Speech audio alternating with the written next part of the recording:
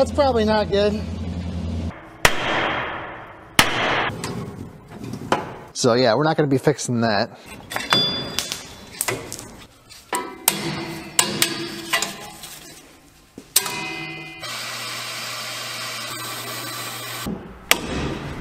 It's clear full of residue from a fire extinguisher.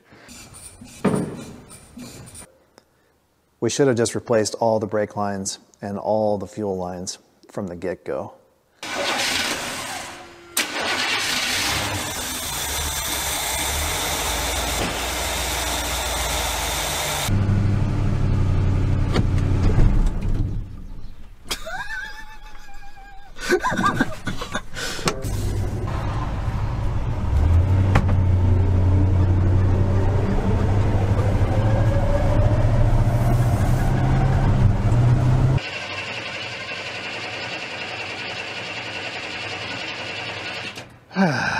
This is what it does. Pump the gas a couple times. Okay, now start it.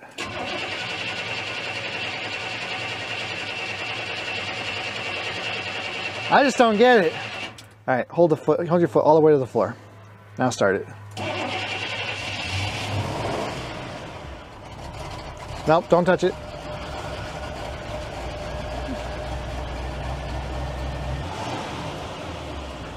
Yeah, there it is. So that part seems to be working. It still won't quite start right. I quit. Shut it down. It's as good as I can do.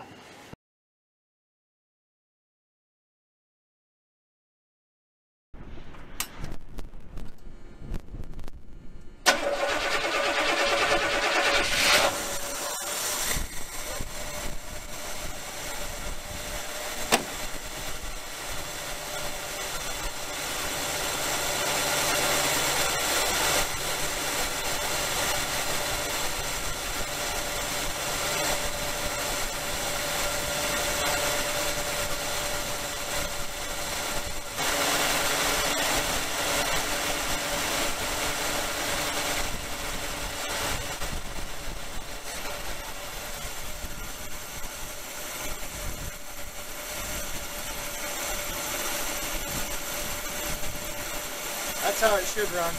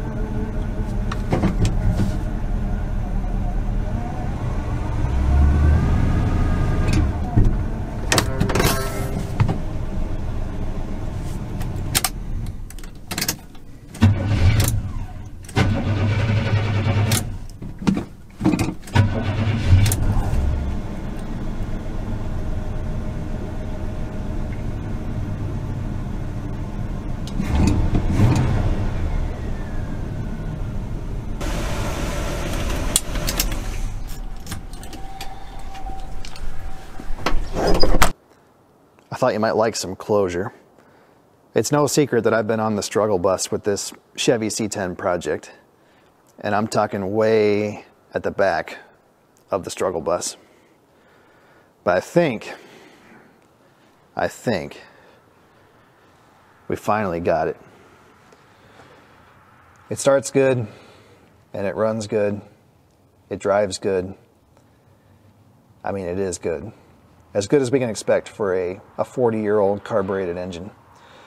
So thanks to everybody who left me a comment or sent me an email. I think we had something like 2,400 comments on the last video, and I probably got 30 plus emails with different ideas and suggestions and tips and tricks for these old quadrajet carburetors. All right, quick recap in case you guys don't remember, or maybe you've blocked it out like I have. We cleaned and rebuilt the carburetor. I did a full tune-up, plugs, wires, cap, rotor. I replaced all the vacuum hoses, and we got all of these things working, the vacuum advance, the EGR, the torque converter lock, some of the evap stuff. And initially, it was fine. Once it warmed up, it ran great. I drove it. I thought we were good to go. And then it kind of just fell apart on us, and it seemed like everything that I tried to do to fix it only made it worse. I think the first problem we had was the high idle. It wouldn't come off high idle, then it would go back on high idle, and it was just kind of all over the place. And I tried replacing the throttle shaft bushings. That didn't help. It almost made it worse. Then the next problem we had was it got to where it wouldn't take throttle under a load, especially when it was cold. And we adjusted the timing. That seemed to help. And then the problem came back. I adjusted the APT, the stop for the part throttle metering rods. That seemed to help. And then the problem came back. And I think at the end of the last video, we had figured out that the electric choke was bad, the heating element was bad, and that's why it had an erratic idle. I replaced the electric choke, and that fixed that problem. So then it would come down off high idle consistently. But the stumble under idle came back and got worse. And then it got to where it wouldn't start with the choke on. The only way you could get it started was to hold it at full throttle, which forces the choke plate open. And since that time, it's actually gotten even worse than that. It's gotten to where it won't run. It wouldn't run at all on high idle. If the cam was up and the throttle was on high idle, it would just die. And eventually, once it warmed up, it would run on high idle, but it wasn't right. Anyway, I had a lot of suggestions from people of what might be the problem and what I should do to fix it. A lot of guys suggested to look at the Welch plugs at the bottom of the carburetor bowl. I guess there are some plugs down there that can leak fuel into the manifold and cause a rich condition on cold start. So I took the carburetor back apart, and I'm glad that I did. Apparently, one of the 4 or 5 times I had the thing apart, I must have gotten something put back together wrong, and I bent the little arms that held the part throttle metering rods. So that was a problem. That was causing it to be super rich at part throttle, which is probably why it didn't want to start with the choke on. But the plugs at the bottom of the carb, that was not the problem. Those have actually already been fixed with JB Weld. So somebody's had this carburetor apart and rebuilt it before me, and they fixed that problem, which I didn't know was a problem, but whoever did it before, they knew about it and they fixed it. The other things people suggested was to pull the idle tubes out and the idle metering tubes out and clean them. I did that. They were squeaky clean underneath. There was nothing wrong with the carburetor as far as setup, tuning, or contamination. It was clean. It was set up right. I did bend those arms when I put it back together. But that had to happen pretty recently, like the last time I took it apart, because initially that was correct. The other problem that I found was the vacuum advance. And kind of the way that I figured it out is I noticed I let it idle for a long time, and it would get smoking hot, like super hot at idle, which it should not do. And one of the things that the vacuum advance does is it helps keep the engine cool at idle. Anyway, I had checked the vacuum advance when we first set the timing. So to set the base timing, you have to take the hose off the vacuum advance and disable it. And when I first set up the timing light, I checked it. It was like at 10 or 12 degrees of timing. And then I disconnected the hose, blocked it off, and it went down to 2 degrees. And we adjusted it up to 4 degrees. So I know that the timing advance was working, but I did not put a vacuum pump on it and pull a vacuum, and that was my mistake. So when I did finally do that, I found that it would not hold a vacuum. There's a rupture in the diaphragm right there, and that was causing a lot of our problems where it was not wanting to take throttle under a load. The choke was fine. A lot of people suggested that I needed to turn this choke and set it up on these marks and do a bunch of stuff with drill bits between the plate. That's not the case on this carburetor.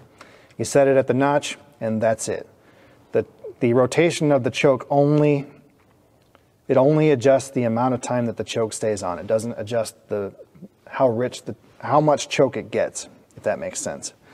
A lot of people also suggested that it was missing the front choke pull-off. This carburetor does not have one. It never had one. It doesn't need one. Everything's done with that rear pull-off. That's all working correctly. So, yeah. 3 problems. Bad electric choke, bent arms for the APT metering rods, and a bad vacuum advance.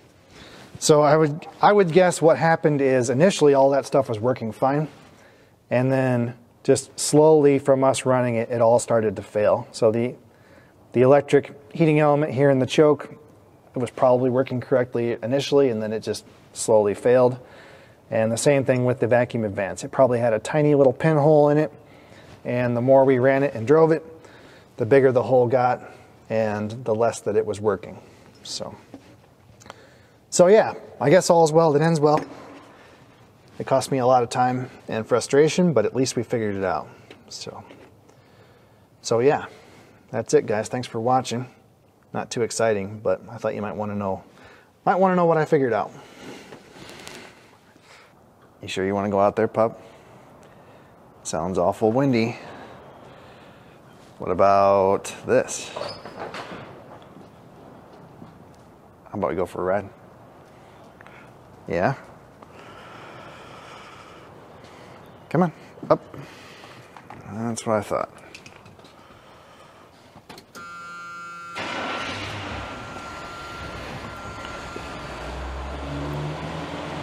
I'll get the door. Well, pup, how far did we make it? 1/8 of a mile? Something like that? We are dead. Don't know what the problem is.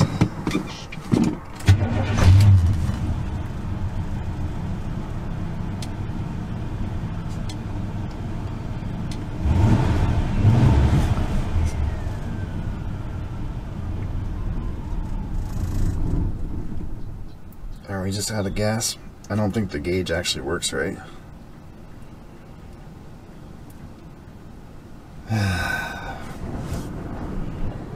Well, this is pretty fun. We're waiting for the white knuckle towing service to show up.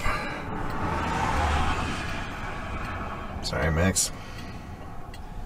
Of course, it's Midwest rush hour, aka 3:30. But nobody stopped. Guess the 81 C10's a little too intimidating.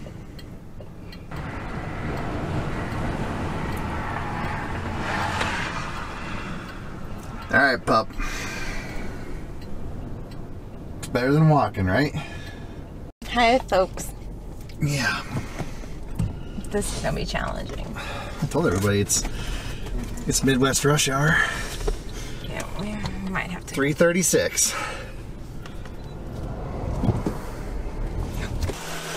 Alright, folks, we're back in business. They won't run if you don't put gas in them.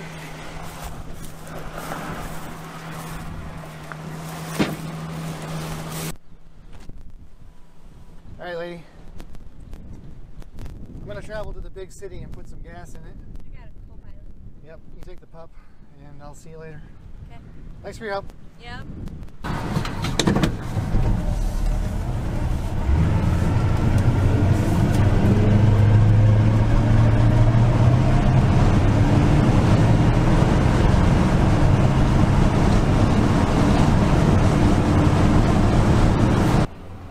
We're filled up at the local general store and got a chicken salad sandwich.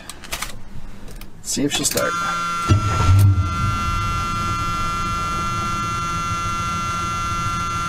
Beautiful.